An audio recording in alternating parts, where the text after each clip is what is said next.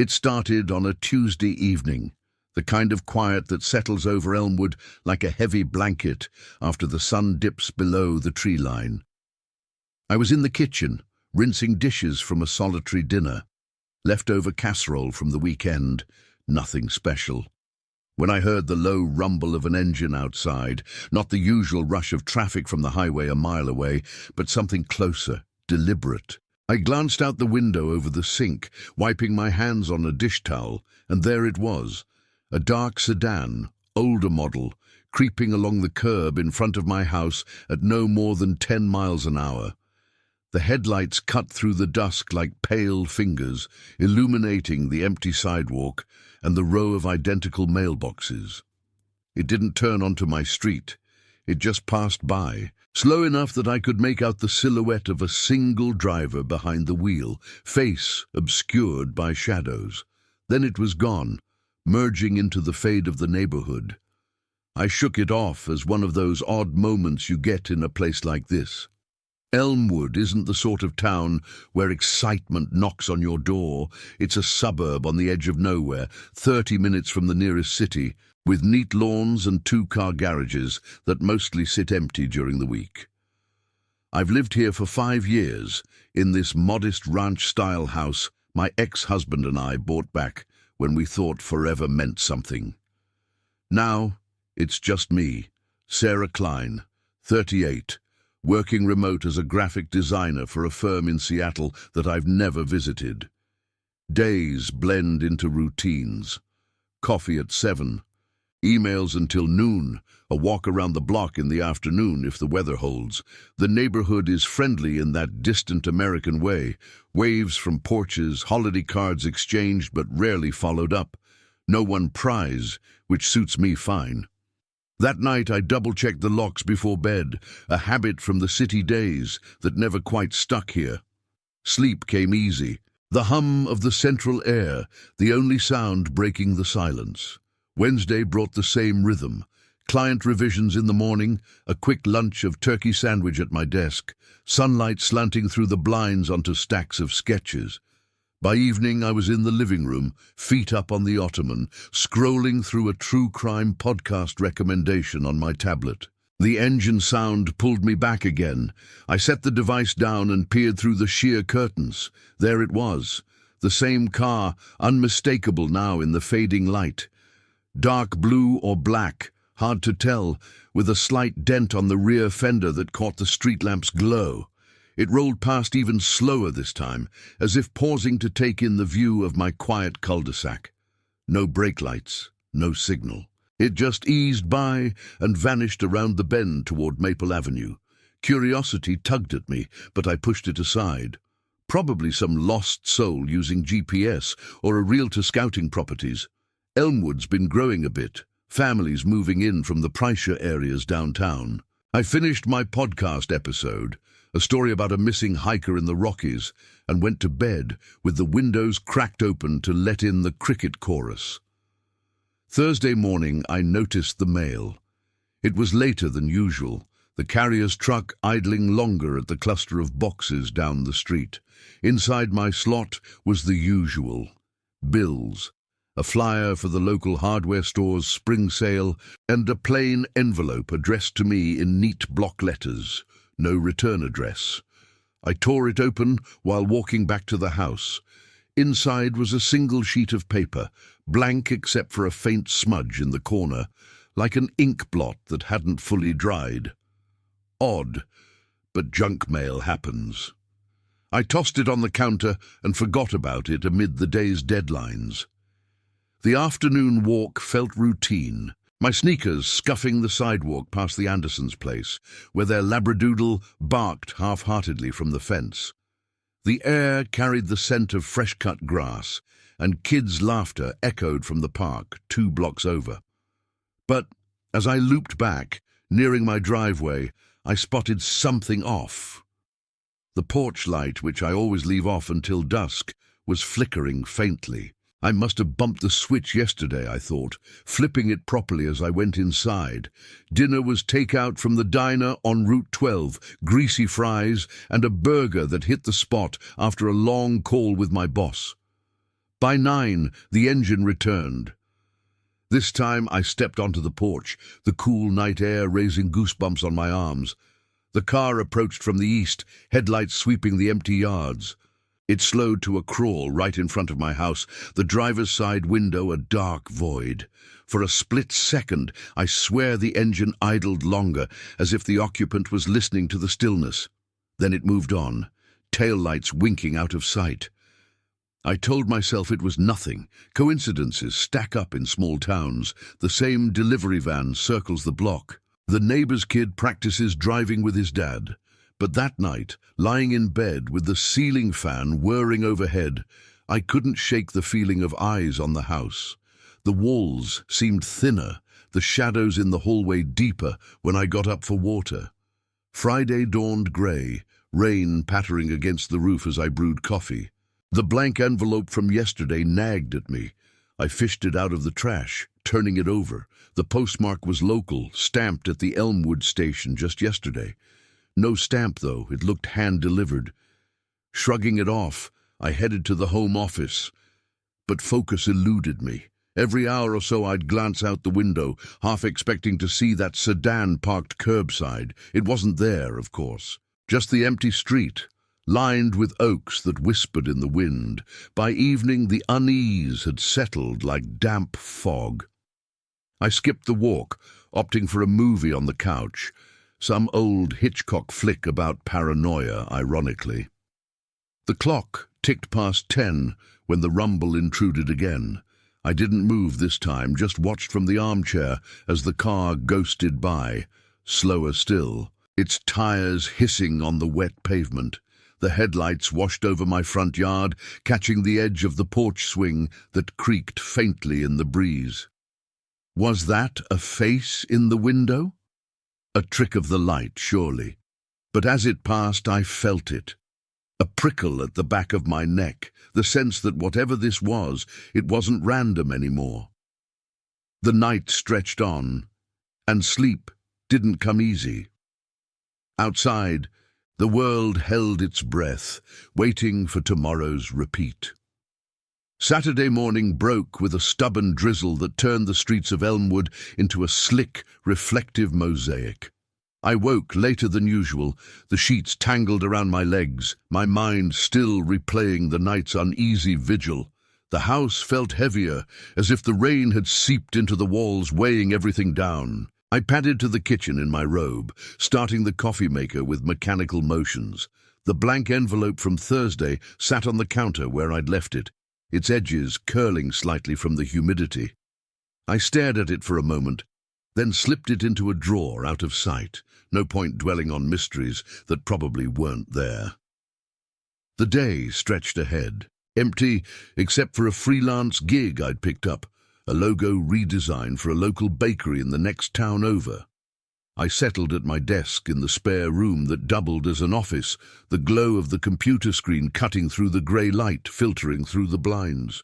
Emails pinged in sporadically, but my concentration wandered. Every few minutes I'd catch myself glancing toward the window, expecting to see that dark sedan idling at the curb. The street remained deserted, save for Mrs. Hargrove walking her terrier under a polka-dot umbrella, her steps measured and unhurried. Normal. That's what I told myself as I forced my eyes back to the screen, sketching curves and fonts that blurred into nonsense. By noon, the rain had eased to a mist, and hunger pulled me to the fridge. A yogurt and some grapes. Nothing fancy. As I ate at the small table by the window, I noticed the mail truck again, its brakes squeaking as it paused at the boxes. This time I waited, watching from behind the curtain. The carrier, a middle-aged man with a perpetual squint, sorted through his pouch methodically. When he moved on, I stepped outside, the damp air clinging to my skin. In my slot, a couple of catalogues, a reminder for the neighborhood association dues, and another plain envelope. Same block letters, same lack of return address. My pulse quickened just a touch as I carried it inside, tearing it open over the sink. Blank again. Just a single sheet, pristine white, with another faint smudge in the opposite corner this time, like a deliberate mark, or maybe the ghost of a fingerprint. I held it up to the light, searching for watermark or hidden text, but there was nothing. Hand-delivered, no doubt. Who would bother with something so pointless? A prank from one of the kids down the street. Elmwood had its share of bored teenagers, the kind who thought leaving fake notes was high entertainment. I crumpled it and dropped it in the trash with the first one, but the action felt hollow, like ignoring a shadow that kept shifting in your peripheral vision. The afternoon dragged on with forced productivity. I finished the logo draft and emailed it off, then tackled some household chores to shake off the restlessness, laundry in the basement, dusting the shelves in the living room. The house was quiet, too quiet, the kind of silence that amplifies every creak of the settling foundation. As I vacuumed the hallway rug, I paused, convinced I'd heard a soft tap at the front door. Nothing there when I checked, just the screen door rattling faintly in the breeze. Imagination, I reasoned, flipping on the radio to fill the space with classic rock from the local station. The familiar tunes helped, grounding me in the mundane. But as evening crept in, the sky bruising to a deep indigo, that sense of anticipation returned. I made pasta for dinner, the steam rising in lazy curls as I stirred the sauce on the stove. The windows were dark now, reflecting my own face back at me, tired eyes, hair pulled into a loose ponytail. I ate alone at the table, the fork scraping against the plate, the only sound besides the distant hum of a neighbor's TV. 9 o'clock came and went. I washed the dishes slowly, drawing out the task, half hoping the rumble wouldn't come tonight, half dreading that it wouldn't, because what if this was all in my head? It did come, right on cue, the engine's low growl slicing through the night like a whispered threat. I froze at the sink, soap suds dripping from my hands, and edged toward the living room window. The car approached from the same direction, its headlights probing the gloom ahead, slower than before, tires whispering over the asphalt as it neared my house. I held my breath, pressing closer to the glass, the curtain brushing my cheek. The silhouette in the driver's seat was clearer this time, or was it? A vague outline, head turned slightly, as if scanning the facade of my home. The porch light, which I'd forgotten to turn on, cast no glow. The car passed in near darkness, but for a moment the passenger side seemed occupied, a second shadow shifting subtly. It lingered longer tonight, the engine idling just past my driveway, brake lights absent, as if debating whether to stop. My heart hammered against my ribs, a cold sweat prickling my skin. Then, with a soft acceleration, it pulled away, vanishing into the curve toward the highway off-ramp. I backed away from the window, sinking onto the couch, my mind racing. Coincidence? No, this was pattern now. 5 nights in a row, each pass more deliberate. Who was driving? Why my street, my house? The blank notes suddenly felt connected. Silent taunts dropped at my doorstep. I couldn't sit still. Pacing the living room, I dialed my neighbor, Tom Riley, who lived 3 houses down. He'd been here longer than me, knew everyone worth knowing. The phone rang twice before his voice came on, gruff but friendly. "Sarah, everything all right?" "Yeah, just... Have you noticed any strange cars around lately? An older sedan, dark color, driving slow past the block." A pause, then a chuckle. "Strange how? We get all sorts. Realtors, folks looking at the new developments off 12. Why, something up?" I hesitated, the words sticking. "Nothing, really. Just thought I saw it a few times. Probably nothing. Keep an eye out. Elmwood's safe, but you never know." He hung up after a few pleasantries about the rain, leaving me with more questions than comfort. The clock ticked toward midnight. I checked the doors again, even the back one leading to the yard, its chain rattling as I secured it. Upstairs, the bedroom felt exposed, the street visible through the half-drawn blinds. I lay there in the dark, listening to the night settle. No crickets tonight, just the occasional drip from the eaves. Sleep evaded me, my thoughts circling back to the car, the envelopes, the fleeting shadow in the window. Was someone watching? Testing? Or was this paranoia blooming from too many solitary nights? The isolation of remote work turning whispers into warnings. By dawn, exhaustion pulled me under, but not before I resolved to pay closer attention tomorrow. The routine was fracturing, and whatever lay beneath it was starting to surface, quiet and insistent, like the first cracks in a foundation you can't ignore. Sunday morning arrived with a deceptive calm, the kind that follows a storm and tricks you into thinking the worst is over. I stirred awake around 10, the light filtering through the bedroom blinds in soft, diffused shafts. The rain had cleared, leaving the air crisp and the streets glistening under a pale sun. Downstairs, the kitchen clock blinked 10:03, its digital face mocking my disrupted sleep. I brewed a pot of coffee, stronger than usual, and sat at the table with a mug cradled in my hands, staring out at the front yard. The grass looked freshly washed, droplets clinging to the blades like tiny jewels, but my mind was elsewhere, replaying the night's slow crawl of that car, the vague second shadow that might have been nothing. I decided to shake off the fog with a drive.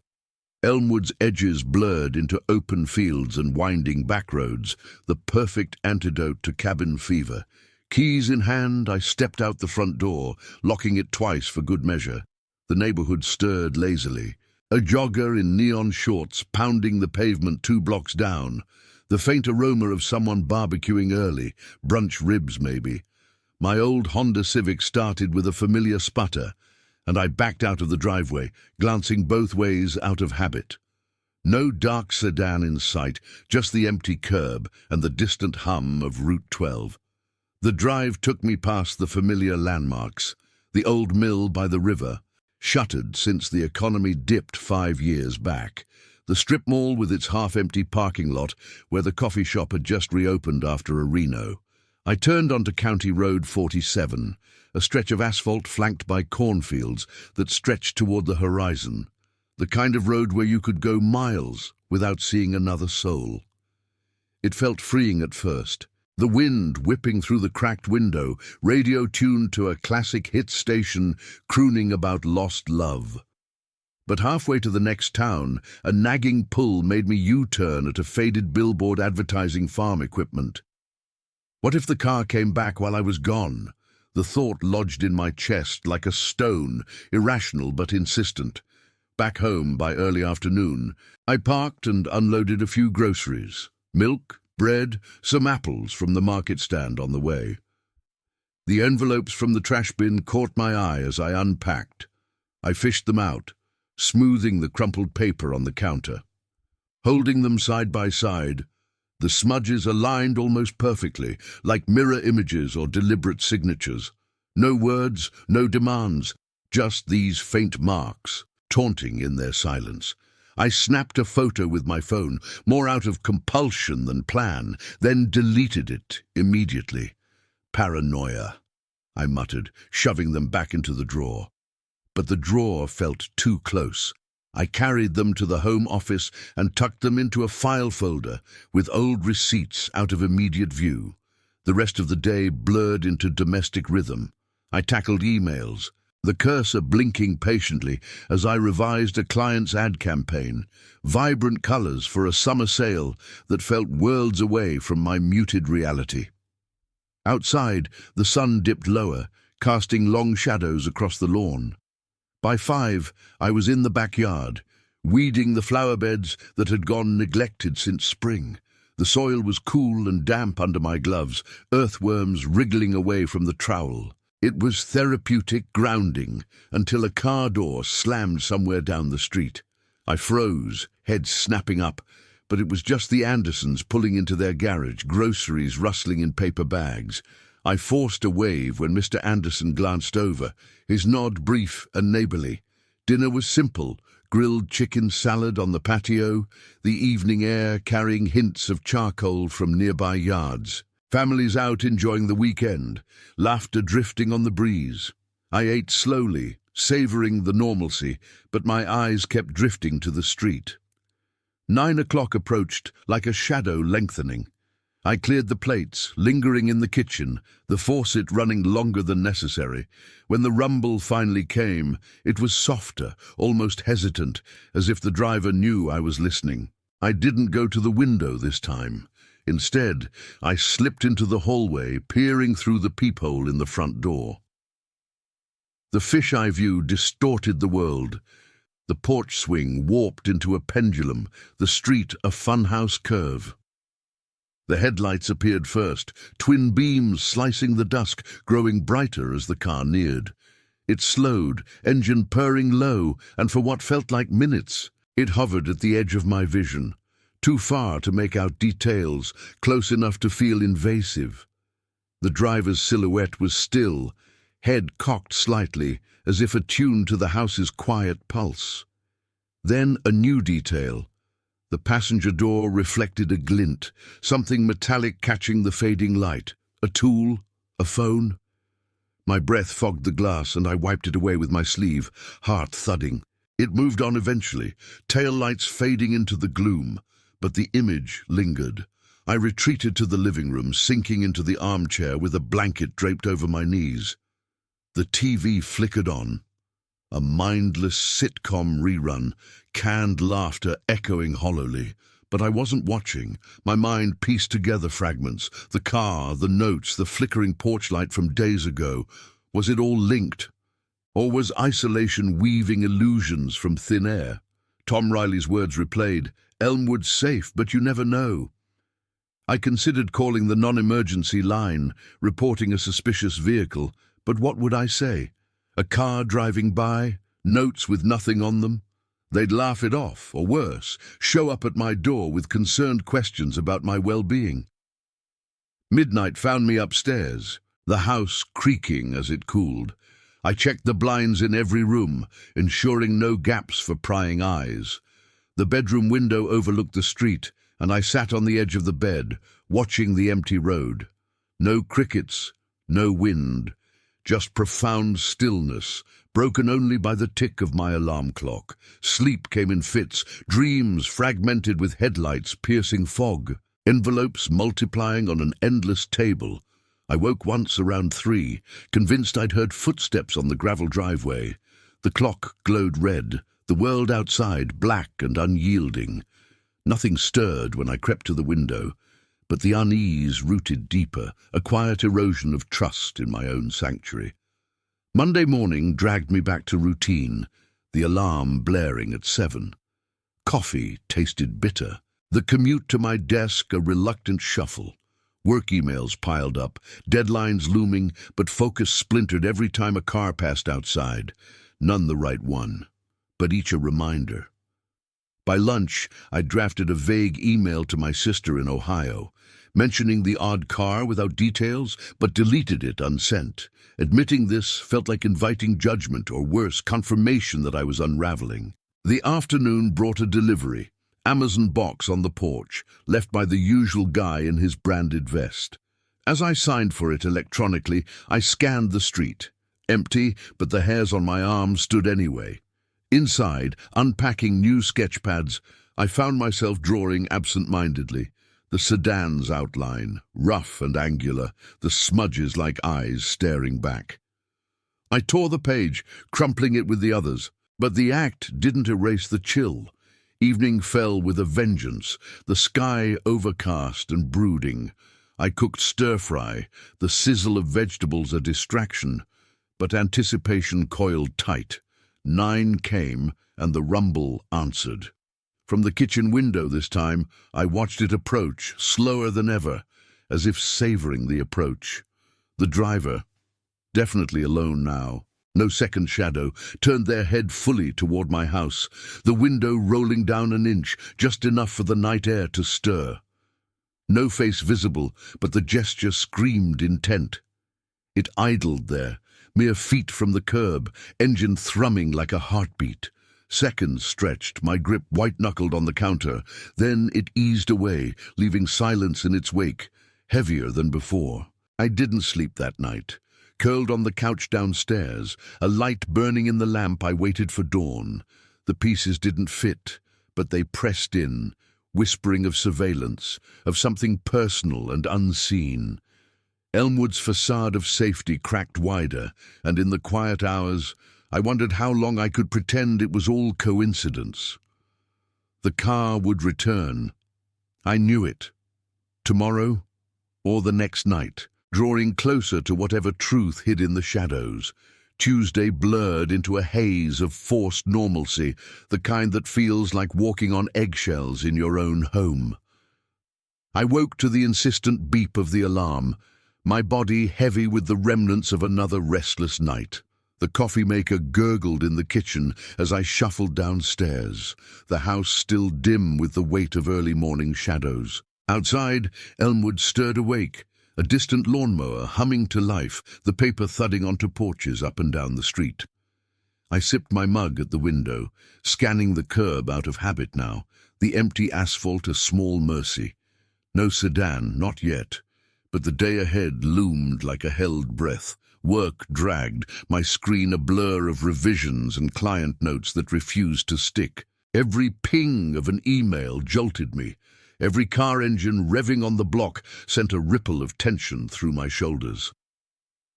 By midday, I'd stepped out for air, mailing a package at the post office on Main Street. A squat brick building with its faded eagle emblem over the door. The clerk, an older woman with wire-rimmed glasses, chatted about the upcoming county fair, her voice a steady drone against my scattered thoughts. "You coming? Best apple pie in the state," she said, stamping my receipt. I nodded absently, my eyes flicking to the parking lot outside, half expecting that dark shape among the pickups and minivans. Nothing, just the ordinary pulse of small-town life. Back home, the mail waited in the box like clockwork. Another plain envelope. Block letters, crisp on the front. Sarah Klein. My fingers trembled slightly as I slit it open in the driveway, the gravel crunching under my shoes. Blank paper, of course, but this time the smudge was bolder, a deliberate swirl, almost like a thumbprint pressed too hard. I pocketed it quickly, glancing around at the quiet houses, their windows reflecting the afternoon sun like watchful eyes. Inside, I laid it out with the others on the kitchen table, the trio of sheets forming a silent accusation, patterns within patterns, the positions of the marks, the timing of delivery, not random. Someone knew my routine, my address, the rhythm of my solitary days. The afternoon waned into evening with mechanical tasks, grocery run to the IGA on the edge of town, where fluorescent lights buzzed over aisles of canned goods and fresh produce. I loaded my cart with essentials, pasta, milk, a frozen pizza for nights when cooking felt like too much effort. The cashier, a high school kid with acne and a name tag reading Jake, bagged it all with teenage indifference. "Quiet day," he muttered, handing over the receipt. I murmured agreement, but my mind was elsewhere, tracing routes back home, wondering if that sedan lurked on the parallel streets. The drive back was tense, rearview mirror checked too often, the radio's weather report droning about clear skies ahead. Dinner was the pizza, baked in the oven while I paced the living room, the scent of cheese and pepperoni filling the air. 9 o'clock crept closer, the clock on the mantel ticking louder in the stillness. I turned off the lights, save for a single lamp in the corner, and positioned myself by the front window, curtain parted just enough. The street was empty, sodium lamps flickering on one by one, casting pools of orange glow. Minutes stretched, my pulse sinking with the distant thrum of the highway. Then it came, the low rumble, familiar now as my own heartbeat. The car emerged from the bend, headlights cutting the dusk like searchlights. Slower than ever it approached, tires sighing against the pavement. I pressed closer to the glass, breath shallow, watching as it drew level with my house. The driver's window was down fully this time, a sliver of night air bridging the gap. No face, but the posture, head tilted, attentive, felt intimate, invasive. It idled there, engine idling soft and steady, the exhaust a faint haze in the cool air. Seconds turned to a minute. My skin prickled, the house suddenly too small, too exposed. Was that a whisper of movement inside? A hand on the wheel, gloved perhaps, or the glint of something held low? Then abruptly, the window rolled up with a mechanical whir, audible even from inside. The car lingered another beat before pulling away, taillights receding into the dark. But as it turned the corner, something caught, brake lights flaring briefly, then nothing. It hadn't gone far. My mind raced, parked nearby, circling back.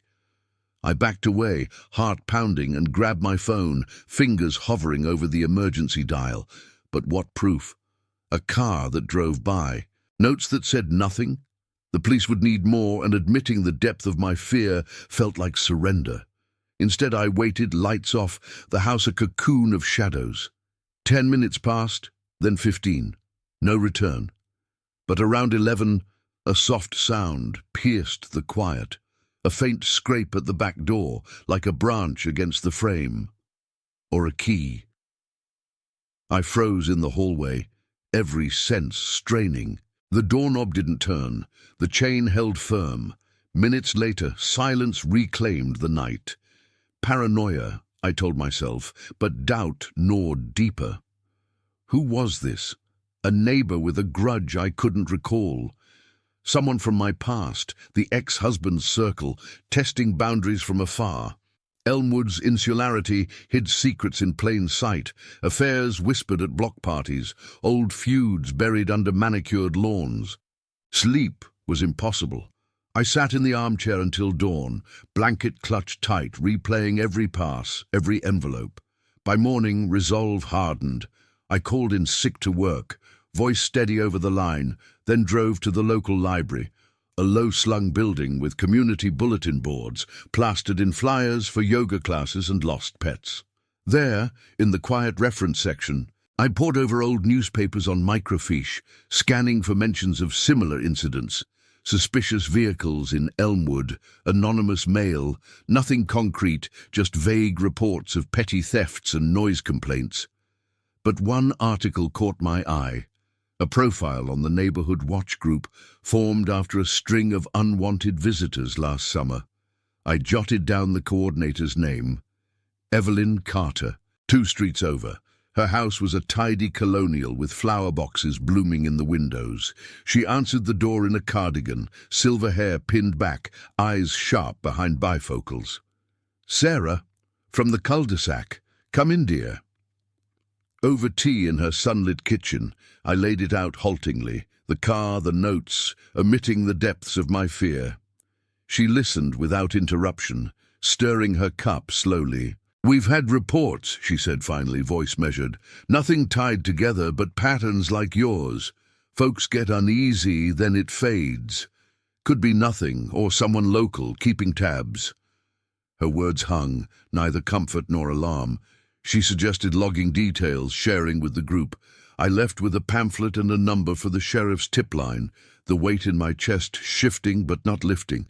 Back home, the street looked the same, unassuming, familiar, yet altered. Every parked car a potential shadow. That night, I prepared. Curtains drawn tight, a notebook by the window for timestamps. 9 came and went, no rumble. Relief mixed with suspicion. Was it over? Or waiting?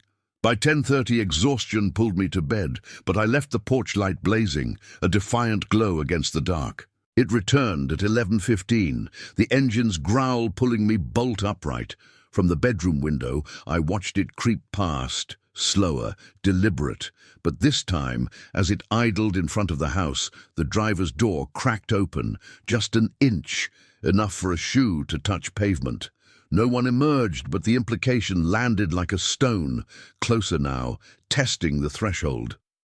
The door clicked shut, and the car rolled on, vanishing into the night. I didn't move for hours, staring at the empty street, the pieces aligning in a revelation that chilled without shock. This wasn't random. It was personal, A slow unraveling of my solitude, someone orbiting my life like a ghost in the machine of everyday suburbia. Who? Why? The questions echoed unanswered. The house no longer a refuge but a stage. Tomorrow I'd call the sheriff, join the watch, anything to pierce the veil. But deep down I knew the drives would continue, subtle and insistent, until the watcher decided to step into the light. Or until I broke first, the quiet of Elmwood swallowing my secrets whole.